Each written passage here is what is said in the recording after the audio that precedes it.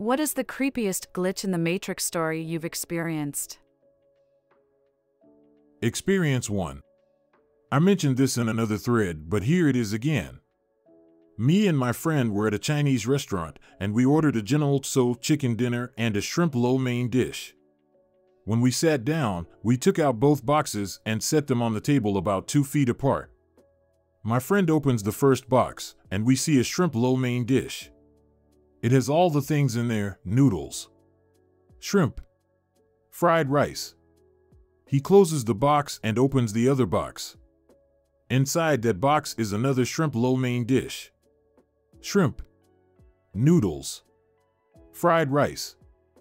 Oh, I think they must have mixed the order. I was just about to say this when my friend said out loud, "Looks like they made a mistake and gave us 2."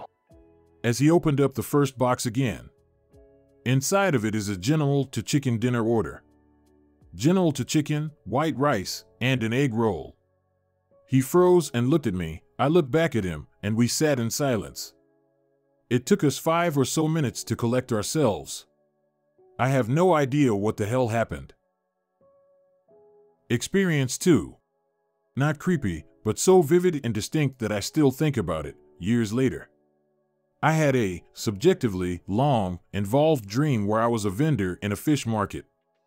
I remember getting up early, dressing, doing a whole morning routine, going to get tea, heading out to the docks, buying fish, loading them in a cart and going to get ice, then haggling for ice, buying some fewer fresh fish while I was at it, then going to a market to my stall, setting up and selling fish all day. It was so real. I talked to friends, smoked nasty cigarettes, haggled customers, ate lunch, had tea, and just lived through the day. At the end of the day, I cleaned up, counted my cash, paid the stall rent, went home, and cooked some of the fish I hadn't sold, slung with some veggies and rice that I traded for. I drank more tea, relaxed for a while, then drew a hot bath, soaked and smoked some more cigs, then went to bed. The next morning, I woke up refreshed, ready to go down to the docks to buy fresh catch. Except I was in my house, next to my wife, a truck parked outside, and it was Saturday, no work. My wife and I were getting geared up to go skiing in Oregon, and the car was already packed. The weird thing was, in the dream, I was single. And a smoker, I'm not. And the whole long dream had been in fluent Chinese. The effortless kind of fluency that only comes from a lifetime of speaking it. Oh, and I had been Chinese. I'm a big, hairy white dude, somewhat fluent in Spanish, and I know a little bit of Russian, but I've never. It was just weird. I've never worked in a fish market. I wonder who I was. I wonder what that was. Experience 3. Oh boy, you guys would love where I work.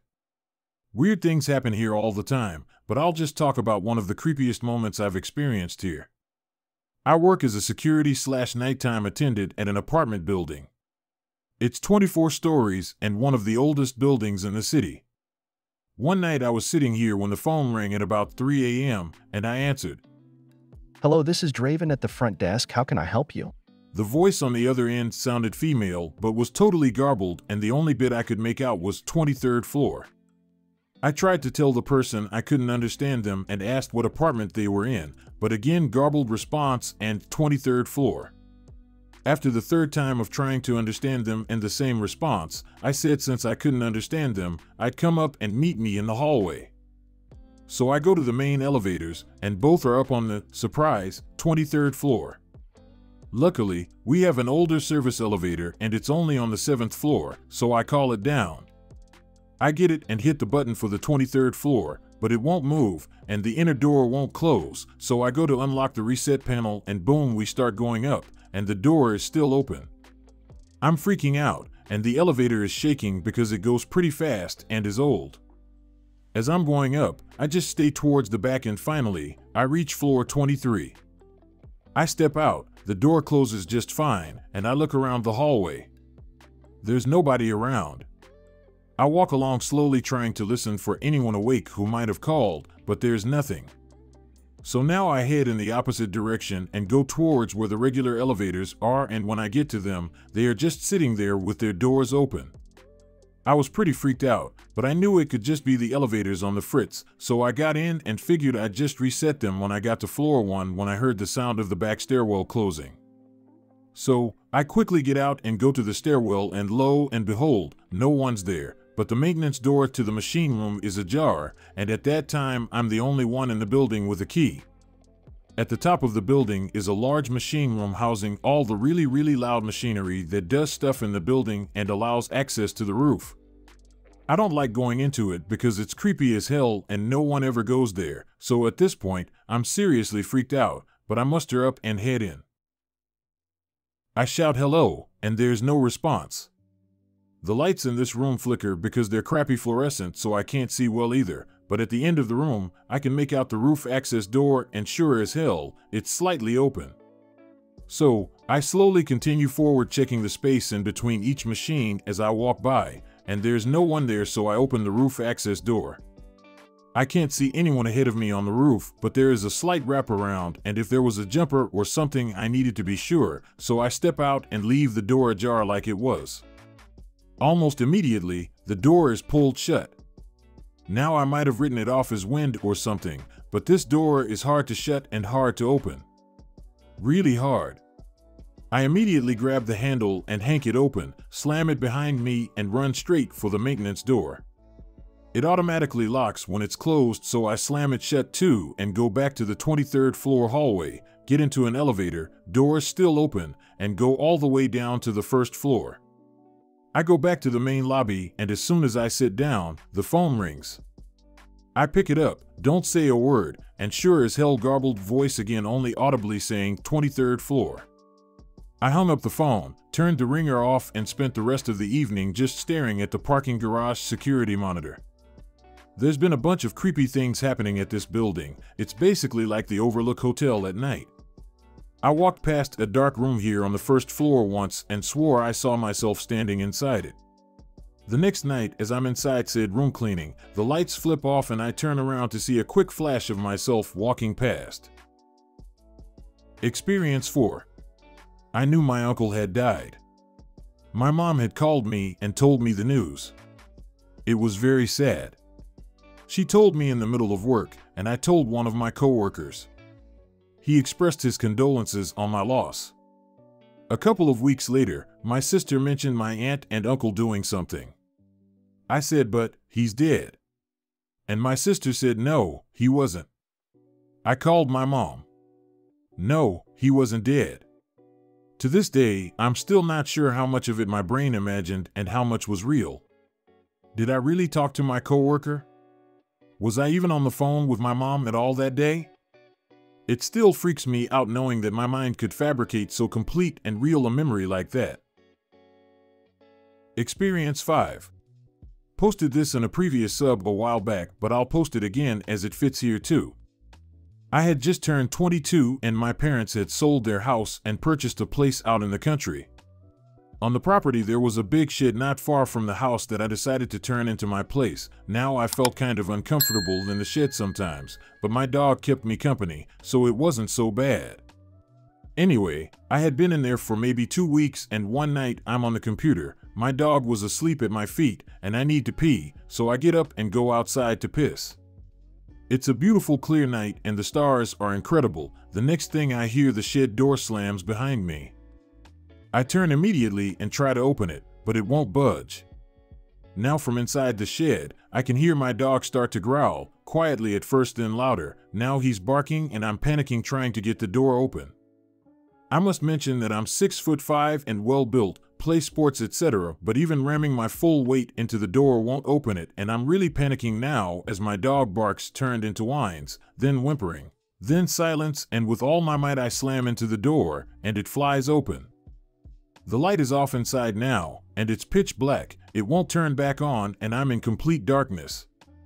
Can't see my dog anywhere, and I stumble around trying to find a torch. Finally, I find it and pick it up and turn on my torch, and I wasn't prepared for what I'd see next.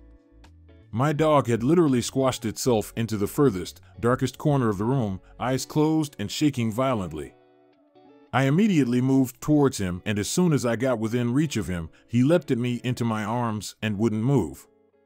I picked him up, and I swear I've never run so fast in my goddamn life. I never stepped foot in that sheet ever again, and my dog wouldn't even go near that part of the property. I don't know what happened in that shed that night, but I'll never forget it. Experience 6. Have a few, but this one stands out. I was catching a skit train in one particular city about 15 minutes from where I got off. While I wait, there is a woman with glazed eyes asking people for money. She came up to me, stopped briefly, and asked, "Excuse me, could you spare some money? My brother is in the hospital, and I'd like some money to buy him some flowers." That's rich, I thought. Drug addicts are getting more and more obvious with their lines. "Here's $5. Gave it to her without even looking her in the face, convinced of her intentions. Anyways, my train pulls up and I get on. I look through the glass at her walking around and asking others for money as the train pulls away. The train arrives at the station 15 minutes later, and I walk down and out to the bus stop. There is only one bus in the direction I'm going, and just my luck, it is there waiting when I get off the train. So on the bus, I hop and wait for the bus driver to finish reading his paper before the doors close, and we embark down the highway. After about 5 to 10 minutes of traveling, the driver pulls over for a routine stop. The doors open, and to my complete astonishment, the woman from the skitran walks into the bus, a dozen roses in hand. She looks me right in the eyes as she walks past to take her seat. How in the blue hell did she get there? I took the train before her. I watched her at the train stop from inside as we pulled away. I went over a river. I caught the first and only bus going in this particular direction. And not only did she beat me there, but she also had time to go to a store and buy a dozen roses. To this day, I have no idea how this happened. Experience 7. A little backstory. I was a total idealist back in high school, so when choosing a college, I chose to go somewhere that none of my friends were attending so that I could strike out on my own in a finding myself sort of way. Well, I ended up making a few really close friends during my first semester. I mean, these guys became like family to me in a matter of months. One day during winter break, one of those guys, my buddy Kimbo, had gone back home to visit friends and family, and on his return trip to our college he hit a bad patch of ice and got into a car accident and was killed. It hurt like a son of a gun for a long time, and I still think about him all the time. But anyways, a few weeks after Kimbo's accident, I and the rest of the guys were getting back from a party off campus, and as we were standing outside our dorm building smoking a cig, I felt my phone vibrating, and when I pulled it out I saw that I was getting a call from Kimbo's phone. Dumbfounded, I showed my friends the phone quickly and then answered. When I picked up, it just went directly to his voicemail, which played the same message it always had. It never happened again, and we never really talked about it, but for me, it was one of those someone's looking after me moments. I hadn't been doing very well after his death, but seeing his name show up on my cell phone screen one final time made me feel a whole lot better for a time and really helped me get out of the slump I was in. I have no idea how his phone could have possibly called me, and I doubt I ever will, but this was one glitch in the matrix that I'll forever be thankful for. Rest in peace, Kim.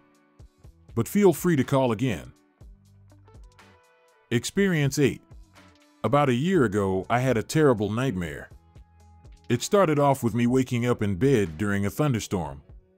As the room illuminated again and again from the flashes of lightning outside, I realized that the bed I was laying in wasn't mine.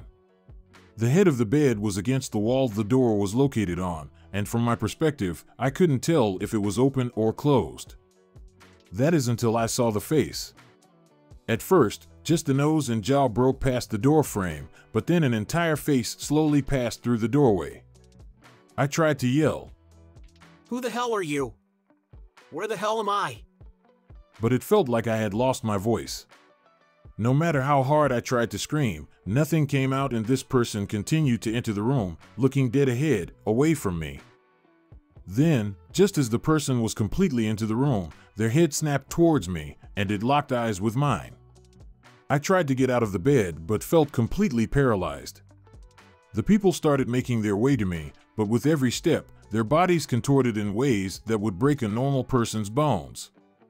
Their neck snapped so the back of their head touched their back, their jaw lay flat on their chest, and their arms had broken at the shoulders and migrated to their back like wings. Just terrifying crap. And just before they reached me, I woke up. The next day I told my mom about it and went into great detail about the room. Turns out it was almost an exact copy of my room when I was a baby. We moved out of that house when I was super young, like I had no idea what the insides of any room looked like. Just kinda weird, I guess. Edit, so I guess I have sleep paralysis. Cool. Experience 9. As I type this, I am already feeling deja vu. I've always wanted to share this part of my life with someone, but have never been able to. So, I'll just tell a bunch of people on the internet. One day I was walking to work and all of a sudden had an urge to walk a different path than usual. I work downtown in a big city. It was a strange spur-of-the-moment urge to walk a different way that changed my life forever. I turned into an alley I had never seen before.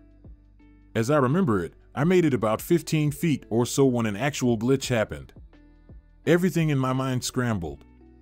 I felt like I didn't have a body anymore, just that I was a semi-conscious entity floating through some weird dimension. All of a sudden, the array of different colors and shapes of vision came to me. It was a bunch of strange-looking people that in my mind resembled businessmen in suits. They looked startled and panicked that I could see them. One of the people made a quick movement and everything turned to black. When I regained normality, I was on a completely different street. It was the same street that I always used to walk to work. I felt sick and severely disturbed/depressed. I've never done any hard drugs, never experienced any hallucinations, and never have had anything like this happen to me. The weird thing is, when the glitch was correcting itself and I could see those people watching me like a caged animal, I had the feeling that I knew I was being controlled. It still bothers me very much to this day. Experience 10. I was heading home with my dad, and we stopped at a drive-thru. I start feeling more and more anxious for no reason, to the point where it makes me lightheaded and sick to my stomach. We have to wait a little bit ahead because they gave us the order wrong. So, I sit there, feeling like crap, and it suddenly comes to me an urge to call my brother. He was trying to call us. He was in a car accident. No one died, some got seriously bruised, and he was only shaken. I told him to shut up and get as far away from the car as possible. He didn't understand but followed through, trying to call some of his buddies, and I could hear them calling him a wuss, him giving up and getting far, and then a loud noise, people shouting. After the whole crap was over, he told me what happened. His drunk friend tried to impress some girls in the car, hit the gas, drifted and hit the bottom of the car on some rocks, completely freaking with the engine. They stood near the car, the driver still inside trying to turn the engine back on. The hood burst into flames and the car started to burn fast. The driver managed to get away but got severely hurt. Some of the guys and girls who stood around were hurt and burned too, but not as bad as the driver. My brother was the only one with light bruises from the whole thing. He told me that when I ordered him to get away from the car, he was in front of it, inches from the hood.